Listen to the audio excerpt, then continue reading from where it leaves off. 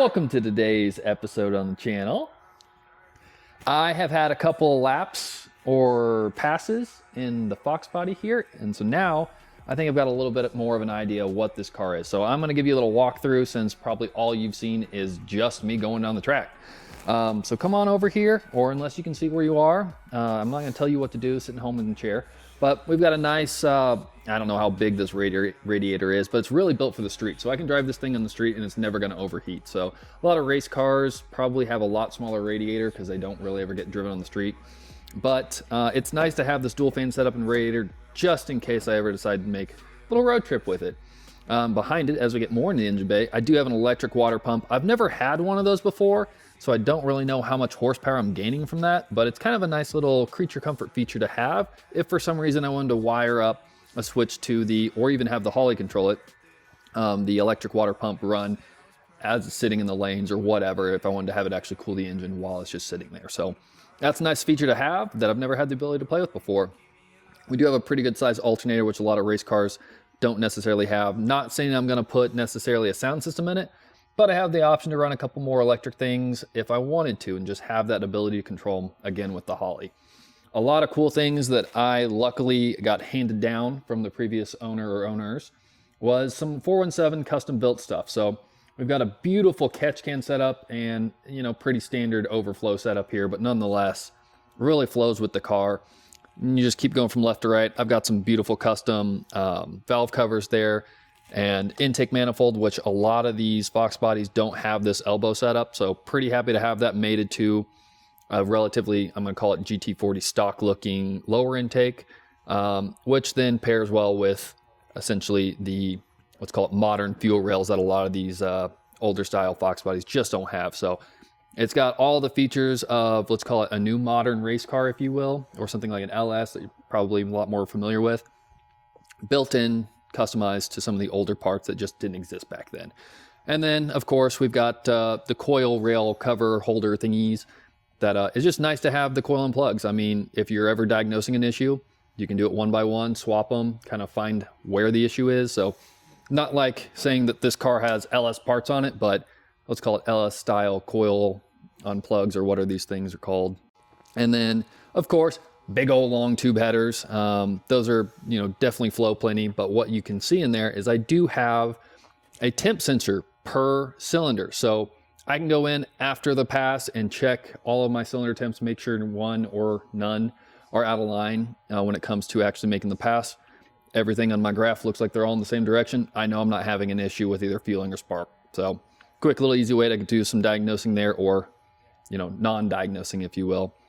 So super happy to have that set up that I didn't have to, let's call it, build myself. Proven car, nice to have. And then, as we mentioned, the catch can have nice AN crimped fittings, already established. You guys have seen me try to put together some of the AN hoses. I struggle with them a little bit. I just take way too long, but I'm getting a little bit better. But nice to already have those done. And if you look down below, the last thing we're going to show you, big old Procharged blow-off valve. That thing sounds mean when it lets off. Super happy to have that just because the sound of this car really can't be beat. So is this belt the right size? Okay, you know, all right, let's not tell everybody all my, you know, flaws with this car, but I did throw a belt going down the track, and it was race day whenever I found that I was missing a belt, so I had to run around and find whatever I could do to band-aid this thing. So I do have the incorrect belt on it right now. I do have real replacements in the car, but I just figured I'd run this one until it breaks. So it's working for now. You can see that we got plenty of bits of it on the supercharger itself. So it's only got a limited lifespan before it gives out. But star of the show right here, D1 SC Procharger. So obviously not the biggest daddies of the Procharger setup world, but it makes this thing scoot. And kind of what I've been told, I'm maxed out on the RPMs this thing's turning, and I'm probably maxed out on how much stress I want to put on the crank for, let's call it, building any more power. So right now it's running good. I think my personal best is 6.1 down the track in the 8th. It screams, builds boost. I think I'm running an average of 9 down the track. It might spike here or there, depending on how well this belt does or does not grab, but super happy to have a little boost on there. Makes for a great launch. As you have seen, I've probably kept it on the limiter a little too long on some of my launches, but boosted. So if that thing's about maxed out, what's next? Well, been talks around the shop about, 6.1 just isn't fast enough. So there is a higher likelihood I go to a single or double turbo setup, which I'm a little sad about because of how amazing this car sounds. But I think any bigger supercharger would probably put too much stress on the crank for this motor, and I would be doing more harm than good. So more horsepower might be coming from turbos. So as we move along from the engine bay to the interior, it is obviously used, and we have a couple of pieces falling apart. Specifically the chair. I need to glue that back in. But it is relatively a full interior car, so it's kind of nice for me anyways. I haven't quite bridged the gap between, gutted interior, which I'm working on in the other car, to a full interior car, but I just prefer, I guess, the feel once you're in the car of having carpet, having a dash. Anything that's been removed out of the dash has a nice cover plate in it, so it doesn't look like it's completely out of place or poorly ripped apart. I had mixed feelings about the shifter in the car when I first got it. Wasn't really a fan of that ratchet style shifter, but the more I've driven it, the more I've actually liked it. So it's still up in the air on if I'm going to keep it or not. I have the ability to swap it out on my next transmission, but we'll see. It's grown on me. And of course, it's got the little button. It's not hooked up to nitrous, but hooked up to the trans brake, so I still get to play with it. Now, the one thing in the interior that I'm not a fan of is this steering wheel. It is probably an O'Reilly special, and it's kind of wobbly. And it just doesn't quite do it for me for some of the things that you have your hands on all the time that connects you to the car. I might be upgrading that in the future. And with the roll cage, it's kind of in the way when you get in the car. So something that disconnects would probably make my life a lot easier. So that's probably... That thing doesn't have a quick disconnect? It is solid mounted, no disconnect without bolts coming off. Dang. And then we'll have to peek back over the engine bay, but before we do, we've got these little blue knobs here. That is actual real fire suppression. So I have, tank in the back here, but fire suppression all throughout the interior and also in the engine bay itself. So it's nice if for some reason I have a fire, pull the lever up top, I can extinguish it pretty quick and not have to go find fire extinguisher. So actually a small feature that is pretty big in my book to have as far as a nice little add-on feature. One other thing, this is being controlled by a Holley Dominator, and I do have a little, I don't know if it's an 8-inch screen, but got a little interior dash screen in there. Pretty nice little setup. It took me until like last week to figure out it's a touch screen and you can swipe and slide to a couple different layouts. So I thought I was just stuck with the factory layout that was there for the gauges, and turns out it's got a little bit of adjustability built into it. So gonna have to play around with that a little bit. And not that this is a huge deal, fully functional electric windows. Wow. Yeah, other pig back there, cow, sorry, doesn't have functional windows at all. So, it's a little extra added weight, and these are full weight doors. Nothing's been taken out of them. So there is some opportunity to lose some fat, trim some fat, if you will. But you know what? Being able to roll down the window in the lanes, talk to somebody, or at least try to shout at somebody, kind of a nice little feature to have. Or if I get a little burnout smoke in there, let it out. So I don't know if this has a button to pop the trunk. Haven't found it yet, so I've got to get the old manual style key and open her up.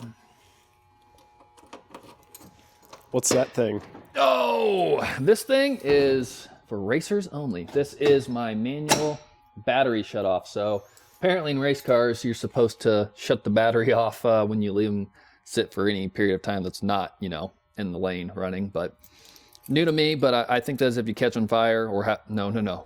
It's to prevent you from catching on fire. If you have a crash, slam that back there so all electric killed so you don't have any sparks coming off and explode yourself. But if we look back here, I have a lovely 16-gallon fuel cell tank, E85 only, and then I've got a dual pump setup, and I haven't actually pulled it out of there, but you can see there's more than one wire coming out of there. So I've got two pumps wired to a relay back here that are just both on at all times. It's not currently being, let's call it, controlled by the Holley. It's turned on by the Holley, but they're just on the whole time. More than enough fuel. When I first bought the car, I was told it was a single pump. It's actually a dual pump, so I've got like 1,700 horsepower worth of fuel there, so I'm good to go. And then if we check out this sweet little anti-sway bar, it's built into the roll cage, which is something you don't see too often. So that's actually something kind of cool that not a lot of cars, well, not any of the cars I've ever owned have had. So I don't need to get in the Jegs catalog to pull that thing off or order that thing. You can see here, we have some custom welded tubs, so I can fit that big old fat tire back there, grip it and rip it, baby. And, you know, I've never tubbed a car, but it looks like it's pretty cleanly done. I don't have any complaints with it. Some plastic still left in the trunk, not all, but for the most part, full interior car. This is sick car, Matt. I've loved seeing it go down the track this season, and I can't wait to see what it's going to do next season. Yeah, I think I'm going to have to have a personal goal of how long I can ride a wheelie. I'm going to have to really figure that out. Underneath the car, like similar to my other cars, I haven't been underneath it too much, but I have some aftermarket shocks that I've been told are kind of past their prime. So soon we're going to have to get underneath there and put something a little bit more aggressive so I can hook a little better. If you look down here, we've got a piece of the suspension that kind of locks out the max travel on there. I haven't utilized it yet, but there's just a couple of other features in this car that has opportunity to really be maxed out that I haven't had a chance to really play with or get into and see what all the adjustability things are. So plenty more for the car as far as, you know, let's call it learning for me and be growing for me. So kind of cool to have something to learn with, have fun with, and grow into. So a lot of things I won't have to do just to, you know, take advantage of them, just have to hook them up. And if you come with me to the front of the car, we can see a little intercooler poking out. I do have an air-to-air setup. I don't really know if I'm going to move to an air-to-water or keep the air-to-air. A lot of people run air-to-water, but that's something for me to learn and grow into as I make it a little bit faster on the track. Also see that this car is equipped with a beautiful Saleen body kit. It's a full kit, a full, let's call it fake Saleen. So it has the wing, side skirts, front bumper, everything that a real Saleen would have, I have. And it's all paint matched, so it looks amazing. Always wanted a Foxbody Mustang. Super happy I got one that A, isn't rusty, B, is fully painted, and C, has a Saleen body kit on it. So super happy with that. If I were to make one adjustment on it, it'd just be a change in the wheels. But you can do that. I can do that. So maybe I'll pep it up a little bit, some wheels. Make it my own. It's a beautiful car. Thank you, thank you. I've spent a little time buffing it, but it's time for another wax. It's got a lot of handprints and dust on it, so we'll have to shine it right back up, but won't be too much work just to throw a little wax on the thing. Now, I know I've talked a little bit about this being able to drive on the street, and you can, but you're gonna wanna keep it on a non-rainy day. The winds with wipers are gone. And I don't know if the motors are still there, but the wiper arms, they've left the chat. Thanks for taking the tour along with me for my beautiful 93 Mustang. And don't forget to like, comment, and subscribe. And yes, it has a hood. It's just cooler with it off.